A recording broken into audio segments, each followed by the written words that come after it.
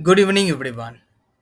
Welcome to Abhi Codes, the longest subarray with majority greater than k problem from Geeks challenges us to find the length of the longest contiguous subarray where the number of elements greater than a given integer k exists the number of elements less than or equal to k.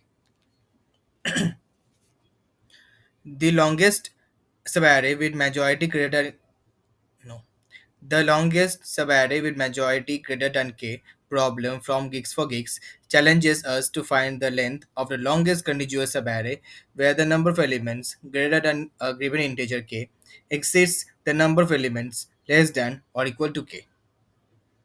So let's understand the problem. Given an array add of integers and an integer k, and what's the objective is here? The objective is to identify the length of the longest subarray where the count of elements greater than k is more than those less than or equal to k. As you can see from the example, here the array has been given as 1 2 3 4 1, k is 2, and the output has come 3. How is it so? That is the subarray of the given array, that is 2 3 4 or 3 4 1, satisfy the given condition, and there is no subarray of length 4 or 5 which will hold a given condition. So the answer is 3. Now the question arises, how to solve this question. To solve this question efficiently, we can transform the problem using array transformation. How do we do so here? First of all, we will convert each element in add to plus 1 if the element is greater than k, or minus 1 if the element is less than or equal to k. This transformation helps in reducing the problem to finding the longest subarray with a positive sum. Another method which we can use here is prefix sum and hash map. Here we will compute the prefix sum of the transform array. Then we will use a hash map to store the earliest index at which each prefix sum occurs. Then while iterating, if the current prefix sum is positive, update the maximum length. If the prefix sum has been seen before, calculate the length of the subarray between the previous index and the current index. So let's write down the code to see whether all the test cases will be passed using our approach or not.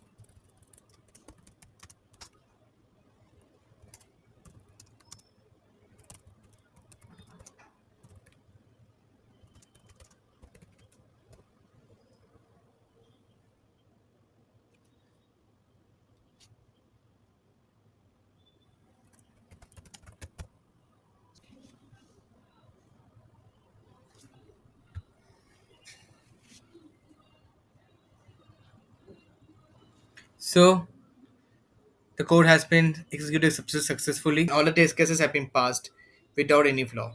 So let's dive into the explanation. So how did we solve this code ultimately? So first of all, we will come into transformation. That is by converting the array into plus 1 and minus 1 based on the comparison with k, we simplify the problem to tracking the sum of these values. A positive sum indicates more elements greater than k. Then the prefix sum, that is the prefix sum over here. The prefix sum helps in determining the cumulative effect of the transformation up to the current index.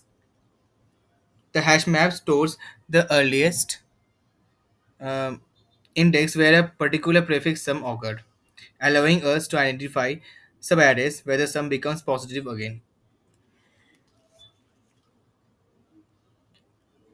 And if the current prefix sum is positive, it means from the start to the current index the subarray satisfies the condition. If not, we check if there is a previous prefix sum that, when subtracted from the current, results in a positive sum, indicating a valid subarray. And so the the code has been solved with all the test cases passed with the com- with the time complexity and space complexity of big O(n) and big O(n) respectively. So so that's it. Hope you liked it. If this video helps you. In case you learn something new about this, then kindly subscribe to my channel. And I'm signing off. Thank you.